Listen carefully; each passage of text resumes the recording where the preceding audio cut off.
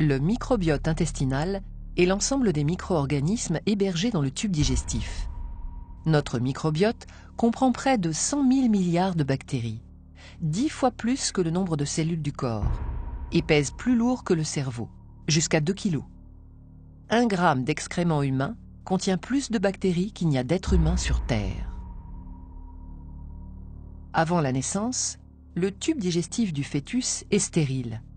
Lors de l'accouchement, le nouveau-né ingère des micro-organismes, notamment présents chez sa mère.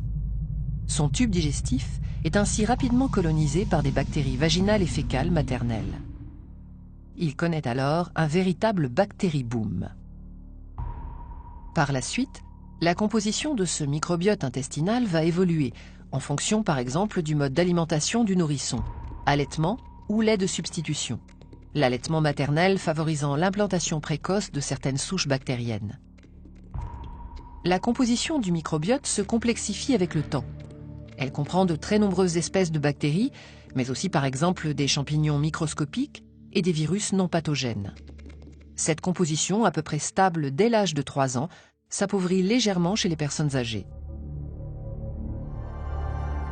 Les micro-organismes se situent sur toutes les surfaces exposées à l'environnement. Peau, yeux, nez, organes génitaux, intestin grêle et côlon. Ce dernier fait partie des écosystèmes microbiens les plus densément peuplés de la planète. La diversité des micro-organismes y est maximale, avec plusieurs centaines d'espèces. Chaque individu possède un microbiote qui lui est propre en termes de combinaison d'espèces. À l'instar de nos empreintes digitales, nous portons donc chacun notre signature bactérienne personnelle. Le microbiote intestinal peut être considéré comme un organe fonctionnel du corps humain, rendant chaque jour d'inestimables services à son hôte. Il est en étroite interaction avec notre intestin et joue différents rôles majeurs. Ainsi, il exerce des fonctions métaboliques essentielles à la digestion. Une fraction des aliments, comme les fibres alimentaires, et une grande partie des glucides, n'est pas digérée par nos enzymes dans l'intestin grêle. Elle est dégradée par le microbiote dans le côlon. Cette communauté intestinale assure également un rôle de barrière contre l'invasion des micro-organismes pathogènes responsables de diverses maladies.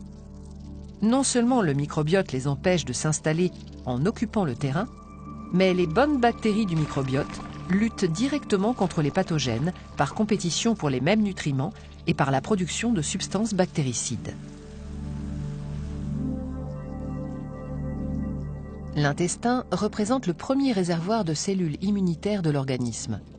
Ces cellules, des globules blancs, jouent un rôle primordial sur le microbiote en faisant le tri entre les bactéries nocives et celles qui, au contraire, sont bénéfiques pour la santé.